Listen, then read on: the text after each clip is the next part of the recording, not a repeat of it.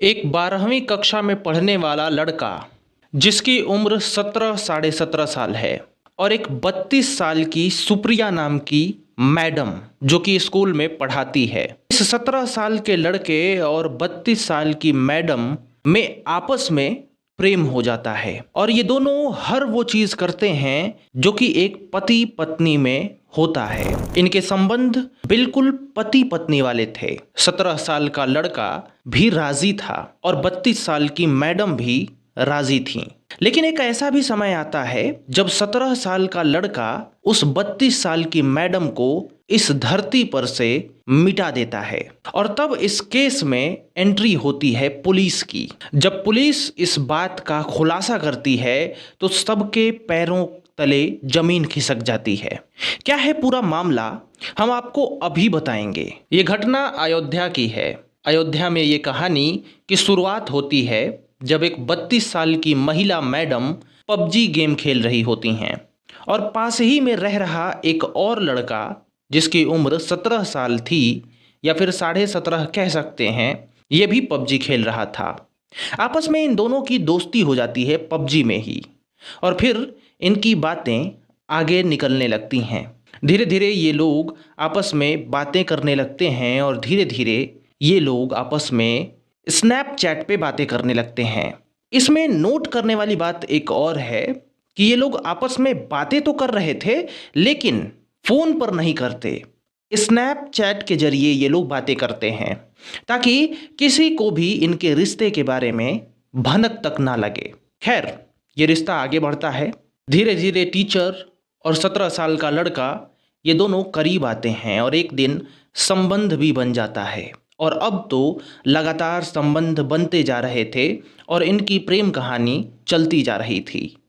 ऐसे ही धीरे धीरे करते करते वक्त बीतते बीतते 2 साल बीत जाता है। लेकिन अब 2 साल बाद लड़का ये सोचने लगता है कि हम इस रिश्ते से निकल जाएं क्योंकि लोगों को पता चलेगा तो अच्छा नहीं रहेगा। ये लड़के को 2 साल बाद समझ में आता है। हालांकि महिला टीचर के भी पति होते हैं लेकिन पति के होने के बावजूद भी इस लड़के से वो बातें और रातें गुजारती रहती है। खैर, वक्त अभी भी बीतता है, लड़का सोचता रहता है और एक दिन रात में उस महिला से मिलने, अपनी प्रेमिका से मिलने लड़का उसके घर पर पहुंचता है और उसी समय ये बात उसके सामने रखता है। इससे भी पहले कई बार कह चुका था, टीचर के सामने कई बार रो भी चुका था कि हमें इस रिश्ते से अलग जाना है और उस दिन भी संबंध तो दोनों में बनते हैं पर लड़का फिर भी कहता है कि हम इस रिश्ते से आज़ाद होना चाहते हैं।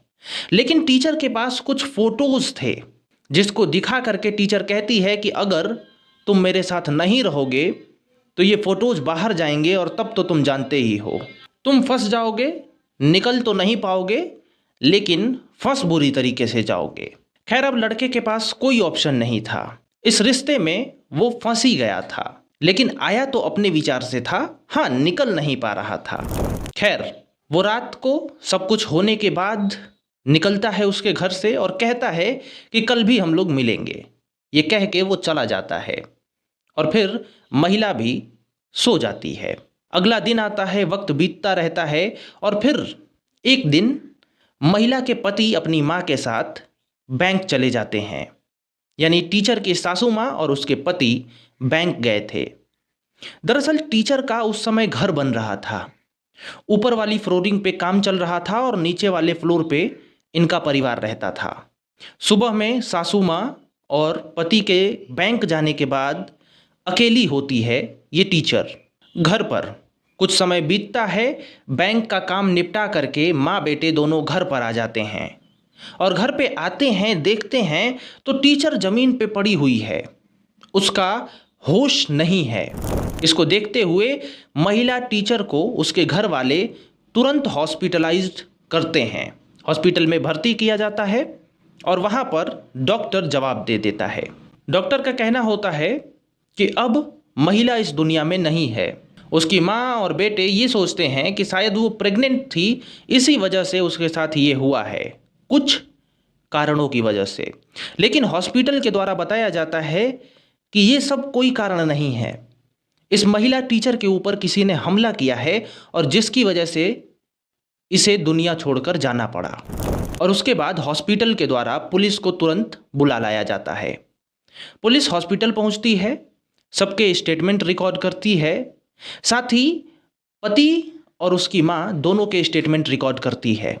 वो लोग तो कहते हैं कि हम लोग गए थे तब तक तो वो ठीक थी, लेकिन बैंक से वापस आते वक्त हमने देखा और उसके बाद इसे लेकर के हम लोग हॉस्पिटल आए। ये कह करके पति निकल रहा था, पर कहीं ना कहीं शक ज़्यादातर पुलिस को अभी पति पर ही था कि शायद पति ने ही ऐसा काम कर लिया है।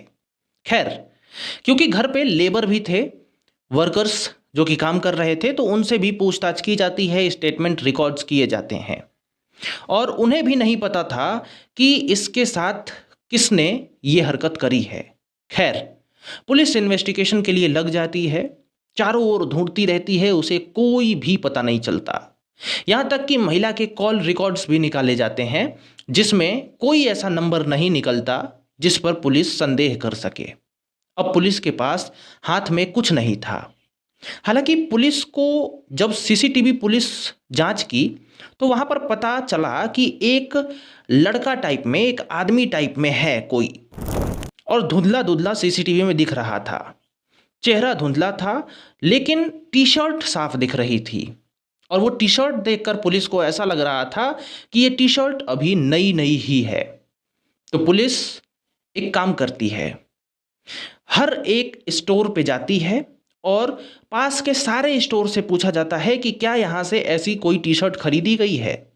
साथ ही साथ पुलिस जितने भी ऑनलाइन वेबसाइट्स हैं उनसे भी मदद मांगती है और उनसे पूछा जाता है कि ऐसा टी शर्ट क्या इस इलाके में किसी ने ऑर्डर किया था और ऐसा टी शर्ट किसी को दिया गया है। ये पुलिस हेल्प मांगती है ऑनलाइन वेबसाइट से, जैसे फ्लिपकार्ट, अमेजॉन या फिर ऐसे वैसे। और पुलिस को कुछ समय बाद एक चौंकाने वाला जवाब मिलता है ऑनलाइन वेबसाइट्स जैसे कि फ्लिपकार्ट की ओर से। इधर कहा जाता है कि हाँ, एक ऑर्डर ऐसा ही टी शर्ट का हुआ और यहाँ पर रिसीव किया गया। पुलिस ने रिसीव करने वाले का एड्रेस मांगा तो बिल्कुल महिला के पास में ही वो घर था, वहीं पर ऑर्डर रिसीव किया गया था। जिस शख्स ने रिसीव किया था वो वही लड़का था जो उस महिला के साथ में अफेयर चल रहा था जिसका। फिर उसको गिरफ्तार किया जाता है और पुलिस एक ही सवाल करती है कि वो टी शर्ट कहाँ है जो उस दिन तुमने पहन रखा था।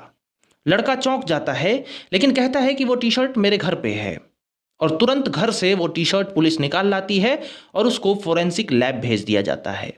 टी शर्ट फोरेंसिक लैब में जाने के बाद जांच होता है और पता चलता है कि महिला के कुछ अंश उस टी शर्ट में लगे हुए हैं, जिससे कि पुलिस को ये कंफर्म हो जाता है कि जो भी महिला के साथ हुआ वो इसी ने किया है। और फिर कड़ाई के साथ पूछताछ होती है उस लड़के के साथ, और फिर वो लड़का सारा अपना स्टोरी सुनाता है कि मैं निकलना चाहता था रिलेशन से, लेकिन वो निकलने नहीं देती थी, ये बातें कहती थी। और इसी वजह से जिस दिन उसके पति और उसका दादी यानी उसकी सासू माँ जब गए थे बैंक में, तो मैंने मौका पा करके ये सब काम किया।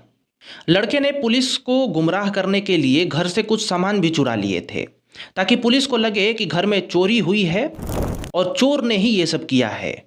पुलिस लव एंगल को ना जांचे परखे, लेकिन लड़के के ये सब करने के बावजूद भी फाइनली लड़का पकड़ा गया, सबूत मिल गया। हालांकि ये जो भी सबूत या फिर जो भी मेरे द्वारा बातें बताई गई हैं कि महिला ऐसे करके कहती थी कि मेरे पास फोटो है, तुम मत मेरे को छोड़ के जाओ, ये एक तरफा बताया गया है लड़के के द्वारा जब लड़का को गिरफ्तार किया गया। अब महिला की क्या सच्चाई है, क्योंकि महिला तो है नहीं तो वो तो बता नहीं सकती, इसीलिए जो लड़के का स्टेटमेंट है वो मैंने आपको बता दिया। ये था ओवरऑल कहानी। अब कौन गलत है कौन सही है वो आप तय करिए कमेंट सेक्शन में। और अगर आपको कोई स्टोरी भी पता हो जो आप चाहते हो कि मैं आकर के किसी को सुनाऊं, यानी आप लोगों को सुनाऊं, तो मैं ज़रूर कोशिश करूंगा। आप कमेंट सेक्शन में हमें बता दीजिए। बाकी मिलते हैं। राम राम, नमस्कार। और हाँ, लास्ट में मैं बता दूं कि कोर्ट में ये केस अभी भी चल रहा है।